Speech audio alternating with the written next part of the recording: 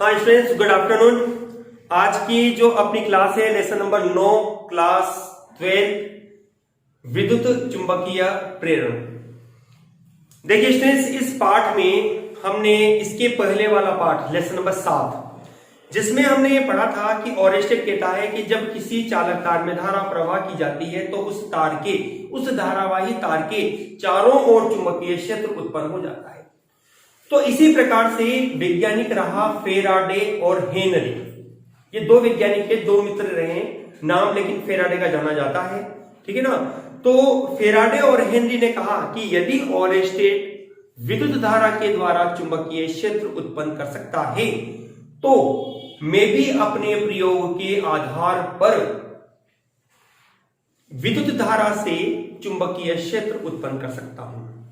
बात उल्टी है दोनों की एक दूसरे की, जिसको आप यूं कह सकते हो केमिस्ट्री की लैंग्वेज में ये उत्क्रमणीय अभिक्रिया हो गई साहब। क्या हो गई? उत्क्रमणीय अभिक्रिया, जिसमें ओरेस्टेड तो कहता है कि मैं विद्युत धारा से चुंबकीय क्षेत्र उत्पन्न कर सकता हूं, तो फेराडे कहता है कि मैं चुंबकीय क्षेत्र से विद्युत धारा को उत्पन्न कर सकता हूं। तो सबसे पहले तो हम ये जानते हैं कि विद्युत चुंबकीय प्रेरण है क्या, किसे कहते हैं। विद्युत मतलब कि आवेशों का प्रवाह, ठीक है ना, मतलब धारा। चुंबकीय मतलब चुंबकीय क्षेत्र की उपस्थिति होना। प्रेरण मतलब कि उपस्थिति को, प्रेरण मतलब होता है अंदर से, इंड्यूस, जिसको अंदर से अपन बोलते हैं, अंदर से, इसका इंग्लिश वर्ड होता है इंड्यूस, इन अंदर से उत्पन्न होने वाला, ठीक है। तो देखो स्टूडेंट्स, अपने इस विद्युत चुंबकीय प्रेरण के परिभाषा में हमें कह सकते हैं कि जब कुंडली और चुंबक, देखिए एक वर्ड आ रहा है कुंडली। कुंडली को कैसे बनाया जाता है, हमारे पास सबसे पहला वर्ड ये बन रहा है कुंडली को हम कैसे बनाएं। तो बहुत इजी तरीका होता है स्टूडेंट कुंडली को बनाने का, लेकिन लैंग्वेज में भी थोड़ा परिवर्तन रहेगा। सुनिए, यदि आप कुंडली बनाना सीखना चाहते हैं तो आप ये कहें कि एक कॉपर का तार ले लो आप, और उस कॉपर के तार को किसी कुचालक धातु पर आप लपेट दो। जैसे पेन है मेरे पास, यदि इस पेन पर मैं तार को लपेट देता हूं सर्पिलाकार कुंडली नुमा रूप में, ठीक है, लपेटने के बाद मैंने इसको वलय के रूप में बाहर निकाल लिया, एक रिंग एक छल्ला मेरे पास बनेगा, यही कुंडली कहलाती है, ठीक है। इसके दो सिरे जो बने, यदि मैं इसके बीच में गैल्वेनोमीटर लगा देता हूं तो ये केवल गैल्वेनोमीटर यह बताएगा कि इस कुंडली में धारा प्रवाह जो उत्पन्न हुआ, या विद्युत धारा, प्रेरित विद्युत धारा या प्रेरित विद्युत वाहक बल जो उत्पन्न होगा उसकी दिशा को यह मापेगा, प्रदर्शित करेगा। सॉरी, यदि आपने इसमें सेल जोड़ दिया तो इस कुंडली में धारा प्रवाह होगी, ठीक है, जो कि फेराडे कहता है। फेराडे कहता है कि जब कुंडली और चुंबक के मध्य सापेक्ष गति कराई जाती है, कुंडली और चुंबक, कुंडली जैसा मैंने आपको कहा, आप कॉपर का वायर ले लो, कॉपर के वायर को कुंडली नुमा लपेट दो और इन सिरों के बीच में एक धारा मापी जोड़ दो, ठीक है। आपने कुंडली को रख दिया, चित्र में देखो आप किस तरह से, ये आपके पास है कुंडली, ठीक है। हमने इस कुंडली के सिरों के मध्य एक गैल्वेनोमीटर जी जोड़ दिया। मैंने गैल्वेनोमीटर क्यों जोड़ा, एक प्रैक्टिकल की वीडियो मैंने आपको डाल रखी है, उसको जरूर देखिए इस वीडियो को देखने से पहले, ठीक है। तो कल से दोबारा से जब ये लेसन अपना कंटिन्यू चलेगा अब, तो आप दोबारा से प्रैक्टिकल की वीडियो को कंटिन्यू देखा करेंगे। ये कंपलसरी होता है स्टूडेंट्स आपके लिए, क्योंकि आगे आपको यदि इस टॉपिक को और इस लेसन को बहुत इजी वे में लेना है तो मेरे हिसाब से ये लेसन इतना टफ नहीं है जितना लेसन नंबर 7 आपने पढ़ा और जितना लेसन नंबर 10 आप पढ़ेंगे, ठीक है ना। उससे काफी इजी लेवल का लेसन है आपका ये, और एक फॉर्मूला है पहली बात तो, और एक न्यूमेरिकल श्योर होता है इससे भी, ठीक है ना। इसलिए ये लेसन यदि न्यूमेरिकल के रूप में आप देखते हो तो भी इजी लेसन है, क्योंकि फॉर्मूला है, एक ही तरह का फॉर्मूला आपके द्वारा उपयोग में लिया जा रहा है, और उस फॉर्मूले को आप आसानी से यहां रीड कर सकते हैं, क्योंकि हर टॉपिक में वही फॉर्मूला आपका लगभग चलेगा, ठीक है ना। तो देखो इधर स्टूडेंट्स, अपने पास ये गैल्वेनोमीटर हमने इसमें जोड़ दिया। अब मैंने यहां पर एक चुंबक रखी, ये चुंबक है उत्तरी ध्रुव, ये चुंबक का है दक्षिण ध्रुव। इस कुंडली के पास में उत्तरी या चुंबक दक्षिण ध्रुव को किसी भी एक सिरे को पास लाता हूं, दूर ले जाता हूं। ये प्रक्रिया मैं जल्दी करूंगा, जितना जल्दी मैं करूंगा धारा मापी में मैं देखूंगा विक्षेप आने लगेगा, धारा मापी की सुई दाएं बाएं घूमेगी, तुरंत पहचान जाओ कि इस कुंडली में एक विद्युत वाहक बल और धारा उत्पन्न हुई है। ठीक है ना। जब जब आपके पास कुंडली और चुंबक के मध्य सापेक्ष गति होगी तब तब ऐसा होगा। यदि मैं चुंबक को स्थिर रख देता हूं तो यह घटना 0 हो जाएगी, धारामापी में पुनः शून्य विक्षेप बन जाएगा। अभी अपन इसको एक प्रयोग के आधार पर आगे देखेंगे। अभी केवल मैं इस टॉपिक की, जो लेसन का नाम है अपना, इस लेसन की, इस टॉपिक की, इस वर्ड की केवल परिभाषा आपको बता रहा हूं। ठीक है ना। अभी हम आगे फेराडे का उपयोग, फेराडे का प्रयोग जो उसने किया उसको पढ़ेंगे हम। ठीक है। जिसमें हमने कहा कि जब कुंडली और चुंबक के मध्य सापेक्ष गति कराई जाती है, सापेक्ष का मतलब हो गया कंटिन्यू के रूप में, एक को पास लाना दूर ले जाना, पास लाना दूर ले जाना, पास लाना दूर ले जाना। ठीक है ना।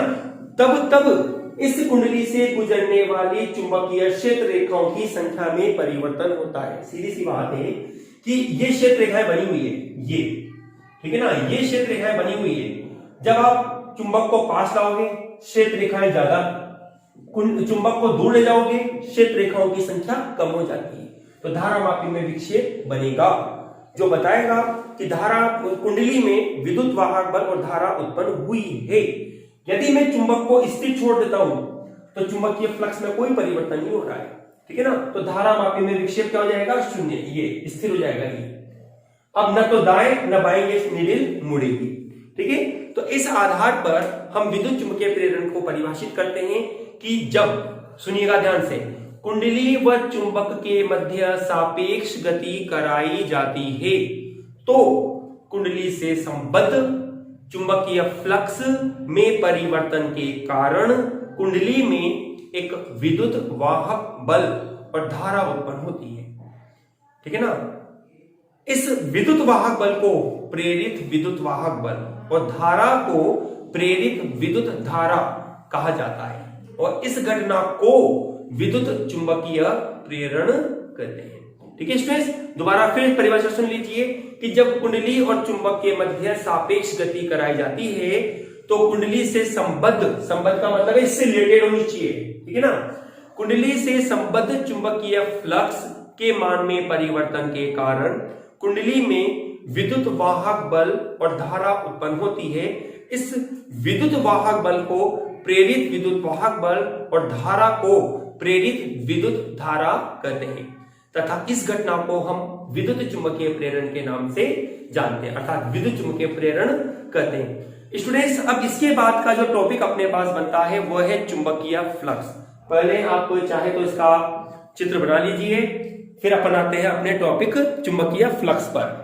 फ्लक्स, चुंबकीय फ्लक्स क्या है, इसकी क्या विशेषता है, किस प्रकार की राशि है, इसका क्या मात्रक होता है, उसको अपन पढ़ेंगे।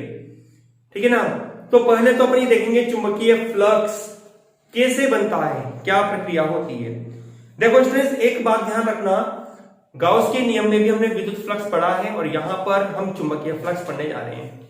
यदि मैं एक पृष्ठ की बात करता हूं कि किसी पृष्ठ के लिए क्या चुंबकीय फ्लक्स शून्य हो सकता है तो विद्युत फ्लक्स शून्य होगा या नहीं। देखो ध्यान देना मेरे सवाल को, मेरा सवाल जो है बहुत इंपॉर्टेंट बनने जा रहा है आपके पास। ठीक है ना। मेरा सवाल यह है कि विद्युत फ्लक्स का मान शून्य नहीं होगा लेकिन चुंबकीय फ्लक्स शून्य है, कैसे, संभावना बताओ। देखो हमेशा चुंबकीय फ्लक्स के लिए अपन कहते हैं कि चुंबकीय क्षेत्र रेखाओं के मध्य पृष्ठ क्षेत्रफल को रखा जाता है। तो जितनी मात्रा में क्षेत्र रेखाएं आएंगी उतनी मात्रा में क्षेत्र रेखाएं बाहर जाएंगी। जबकि विद्युत फ्लक्स के लिए हम ये कहते हैं कि उस बंद पृष्ठ में, गाउस के नियम के आधार पे ना, गाउस के नियम में हमने कहा उस बंद पृष्ठ में उपस्थित आवेश जनरेट कौन कर रहा है, जो अंदर आवेश बैठा हुआ है। ठीक है ना। इसलिए विद्युत फ्लक्स के मान को हम शून्य नहीं ले सकते जबकि चुंबकीय फ्लक्स का मान शून्य लिया जा सकता है। किसमें? गाउस के नियम में। किसके नियम के अंतर्गत है ये? गाउस के नियम के अंतर्गत चुंबकीय फ्लक्स शून्य होगा लेकिन विद्युत फ्लक्स शून्य नहीं होगा। ठीक है ना। इसका कारण मैंने आपको बताया, कारण को ध्यान से सुनना, ध्यान से समझना। ठीक है। चलिए अब हम आगे बढ़ते हैं और अपनी कॉपी में इस क्वेश्चन को नोट भी करके रखना। एक अच्छा सवाल है, मेंटलिटी पर डिपेंड है, डिफरेंस पर कि आपने सब्जेक्ट को कितनी गहनता से पढ़ा है। हम हमारे टॉपिक में लेते हैं चुंबकीय फ्लक्स। देखिए चुंबकीय फ्लक्स के रूप में अपन ये कहते हैं, एक डायग्राम नॉर्मल देखना आप, जैसे यह मेरे पास ये चुंबकीय क्षेत्र रेखा है, ये चुंबकीय क्षेत्र रेखा है स्टूडेंट्स, ठीक है ना।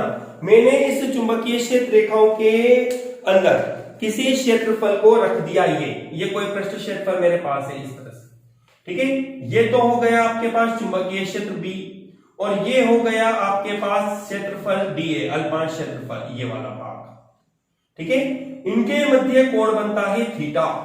तो ऐसी स्थिति में, ठीक ही मैंने कहा, जब मैं इस चुंबकीय फ्लक्स का अध्ययन कर रहा हूं तो मैंने ये कहा कि इस पृष्ठ को मैंने विभिन्न समान अल्पांशों में विभक्त कर दिया इस तरह से। देखो ये विभिन्न अल्पांश अपने पास, ये विभिन्न अल्पांश बनते हैं अपने पास इस तरह से, ये देखो जाती है, ये विभिन्न खंड है अपने पास इस तरह से, ठीक है ना। तो ये एक खंड जो अपने पास लिया गया है, इस एक खंड का फ्लक्स क्या होगा उसको निकालो आप, और जितने भी खंड आपने बनाए हैं या तो उस एक फ्लक्स को उन संख्या से मल्टीप्लाई कर दो, या प्रत्येक भाग के लिए फ्लक्स को आप जोड़ो।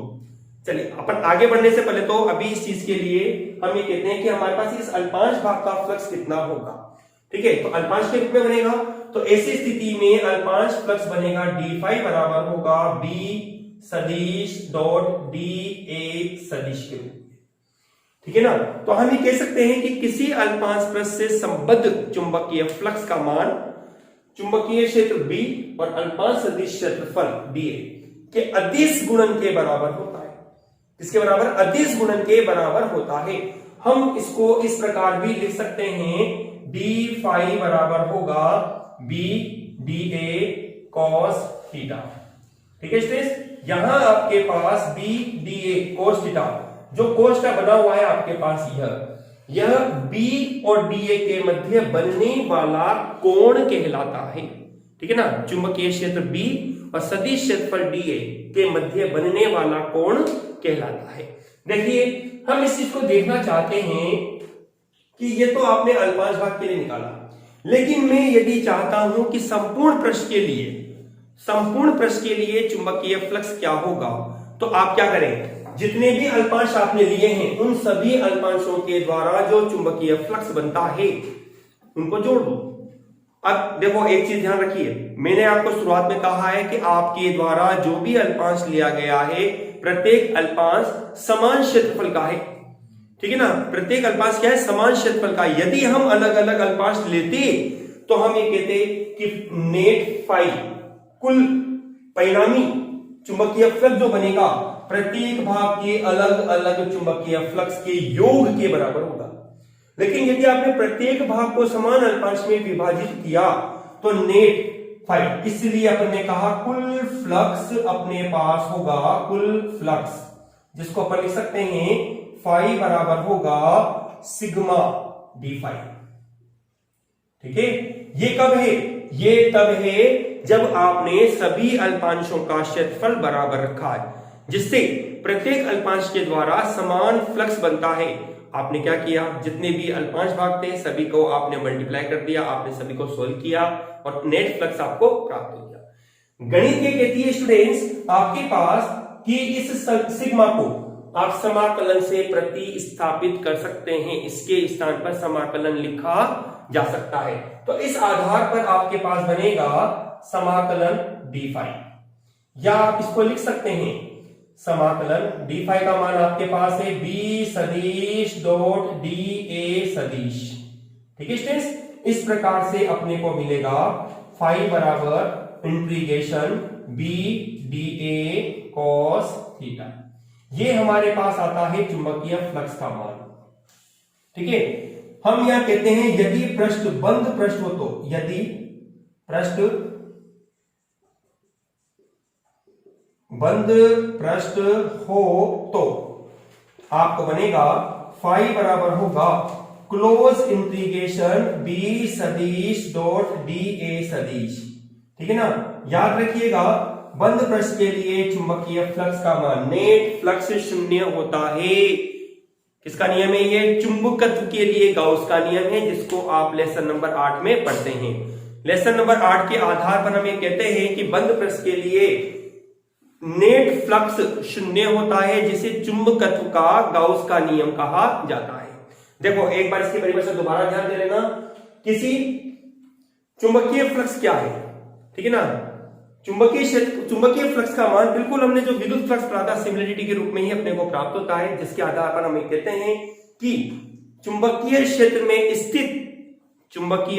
में स्थित किसी अल्पांश सदिश क्षेत्रफल के लंबवत गुजरने वाली चुंबकीय क्षेत्र रेखाओं की संख्या, ठीक है ना, चुंबकीय क्षेत्र में स्थित किसी अल्पांश सदिश क्षेत्रफल के लंबवत गुजरने वाली चुंबकीय क्षेत्र रेखाओं की संख्या को चुंबकीय फ्लक्स कहा जाता है।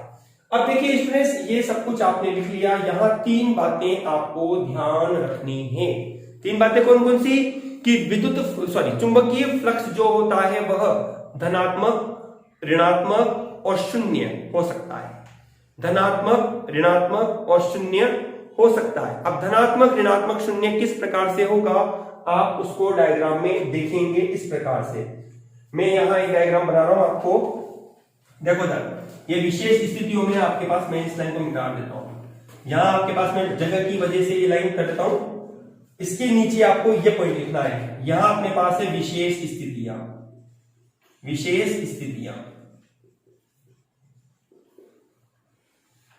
ठीक है। ये अपन बना रहे हैं चुंबकीय क्षेत्र रेखाएं। अपने पास ये है चुंबकीय क्षेत्र रेखाएं इस तरह से।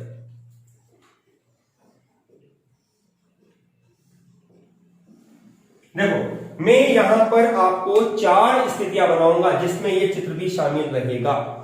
पहली स्थिति के रूप में अपने पास है यह, देखो चुंबकीय क्षेत्र बनता है B, यह आपके पास है, ठीक है। अल्पांश सदिश क्षेत्रफल आपके पास हो गया dA सदिश, ये एंगल थीटा बना। तो आपके पास चुंबकीय फ्लक्स फाई बराबर होगा इंटीग्रेशन B dA के रूप में और cos थीटा। ये आपके पास पहली कंडीशन आपको प्राप्त होती है यहां पर, ठीक है, जो कि अपना फॉर्मूला है उसी को डिफाइन अपन ने यहां किया और कुछ नहीं किया। अब आते हैं अपने 3 कंडीशन पे।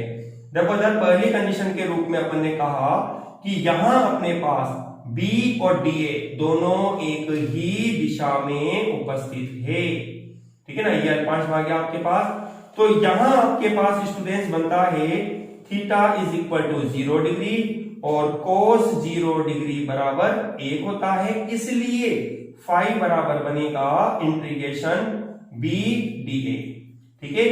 अतः अपने पास बनेगा फाई जो भी वैल्यू दे रहा है आपको वो कैसी होगी, पॉजिटिव होगी। ये अपने को यहां पर प्राप्त करना रहा।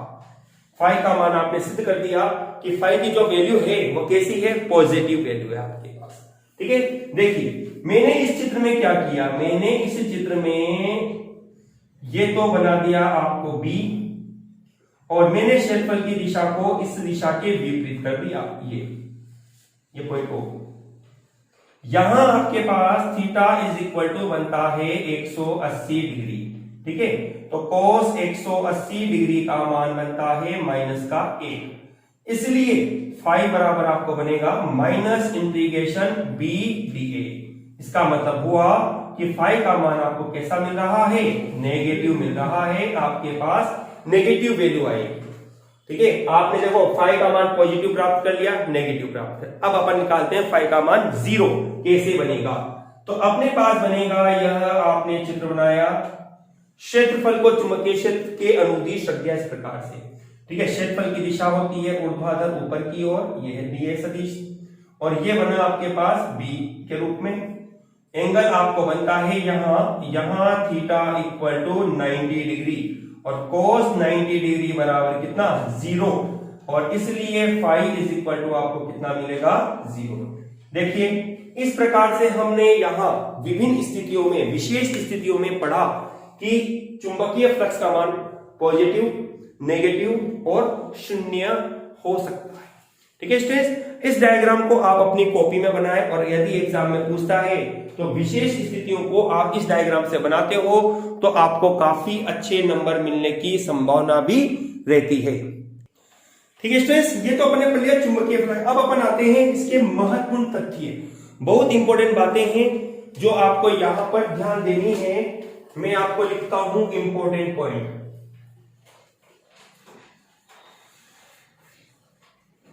ये आपके पास एक ट्रिक के रूप में मान लीजिए। कहने को तो स्टूडेंट्स अपने पास जो चुंबकीय फ्लक्स है ना, एक बहुत छोटा टॉपिक है, 1 नंबर का है। कहने को अपन कहेंगे सर इतना सारा पढ़ने की क्या जरूरत है इसमें, लेकिन एक फ्यूचर क्लासेस के लिए आपके पास, यदि आप में से कोई नेट और आईआईटी की तैयारी के लिए अपने आप को प्रिपेयर करता है, तो वहां पर इस टॉपिक के लिए आपके पास इंपोर्टेंसी बनती है। मतलब वहां बड़ी इंस्टीट्यूट में इस टॉपिक को 1 दिन में जाके पूरा करते हैं वो लोग, क्योंकि इससे रिलेटेड क्वेश्चंस, टॉपिक के कॉन्सेप्ट जो अभी अपन बोर्ड पे लिख रहे हैं कुछ इंपॉर्टेंट पॉइंट्स के रूप में, जो आपको भी ध्यान रखने हैं, ठीक है ना। नंबर 1 पॉइंट के रूप में स्टूडेंट्स मैं कहता हूं आपके पास यह एक अदिश राशि है। किस प्रकार की राशि? एक अदिश राशि है, ठीक है ना। मतलब अदिश राशि होने की वजह से इसकी कोई दिशा नहीं होगी, इसका कोई सदिश नहीं बनेगा, ठीक है। चुंबकीय फ्लक्स का मात्रक, चुंबकीय फ्लक्स का मात्रक आपके पास वेबर, इस वेबर को WB से लिखा जाता है, वेबर होता है। देखो इसके अलावा आप और भी अन्य मात्रक बना सकते हैं, जैसे मैं बोर्ड पे अन्य मात्रकों में लिख रहा हूं, आपको याद करने चाहिए वैसे, लेकिन मेन आपके पास है वेबर। अन्य मात्रकों के रूप में अपन कह सकते हैं टेस्ला इंटू मीटर स्क्वायर, ये भी आपके पास चुंबकीय फ्लक्स का मात्रक बनता है, ठीक है ना। इसके अलावा आप यहां पर इसका जो मात्रक ले सकते हो, एक बनता है जूल प्रति एम्पियर, ये भी आपके पास इसका मात्रक बनता है, ठीक है ना। इसका एक मात्रक आप ले सकते हैं volt into second, volt into second. मैं आपको फिर सजेस्ट करता हूं मात्रक मोस्टली यही आपको याद रखना है, वेबर। कभी भी पेपर में पूछेगा तो आपको लिखना यही है, ठीक है ना। हाँ, जैसे अगर मैं पूछे कि इसके अलावा वैसे पूछेगा कभी नहीं आपसे, है ना, केवल एक न्यूमेरिकल में आ सकती है इनकी समस्या है, तो वो आप पहचान सकते हो मात्रक बना के, जैसे tesla into metre square B into DA से बना हुआ है। जूल मतलब कार्य, एम्पियर मतलब W/A से बना हुआ है, वोल्ट इंटू सेकेंड विभव इंटू T से बना हुआ है, ठीक है। इसकी वीमा अपन बनाते हैं, वीमा क्या बनेगी? इसकी वीमा अपने पास बनेगी M1L2 T-2 A-1। अपने पास इसकी वीमा होगी M1L2 T-2 A-1, ठीक है स्टूडेंट्स। नंबर 3 पॉइंट के रूप में आपके पास जो बनता है वो है अपने पास चुंबकीय फ्लक्स। आपके पास पॉजिटिव, नेगेटिव व शून्य हो सकता है,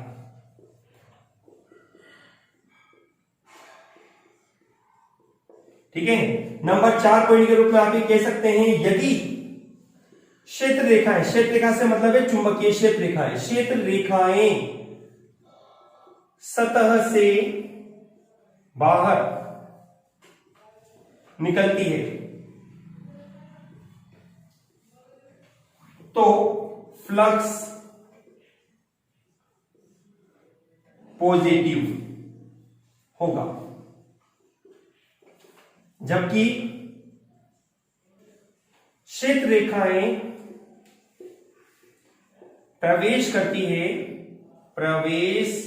करती है कहां पर? सतह के भीतर, पृष्ठ क्षेत्र में, सतह क्षेत्र रेखाएं प्रवेश करती है तो फ्लक्स नेगेटिव होगा,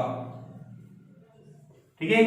नंबर 5 आपके पास जो पॉइंट बनता है, नंबर 5 पॉइंट के रूप में आप ये कह सकते हैं, जो मैंने अभी आपको थोड़ी देर पहले कहा भी था कि बंद पृष्ठ से संबद्ध चुंबकीय फ्लक्स का मान 0 होता है। ये याद रखना, ये बहुत इंपॉर्टेंट के रूप में बनता है आपके पास। बंद पृष्ठ से संबद्ध चुंबकीय फ्लक्स 0 होता है, अर्थात आप कह सकते हैं phi is equal to close integration B सदिश dot DA is equal to 0। यह स्टूडेंट्स आपके पास चुंबकत्व के लिए गाउस का नियम भी कहलाता है। किसके लिए? चुंबकत्व के लिए गाउस का नियम। यह चुंबकत्व आपने लेसन नंबर 8 में पढ़ा भी है, चुंबकत्व के लिए गाउस का नियम भी है, गाउस का नियम भी है। ठीक है स्टूडेंट, इस प्रकार से आपके पास चुंबकीय फ्लक्स से संबंधित ये कुछ 5 पॉइंट है। इसके अलावा एक और पॉइंट आप इसमें इंक्लूड कर सकते हो, जो हालांकि अपने को यही लिख लेना चाहिए था, चुंबकीय क्षेत्र का CGS पद्धति में मात्रक। किसमें? CGS पद्धति में मात्रक। ठीक है ना, CGS पद्धति में चुंबकीय फ्लक्स का जो मात्रक होता है वो मैक्सवेल होता है। किसका होता है? मैक्सवेल के रूप में।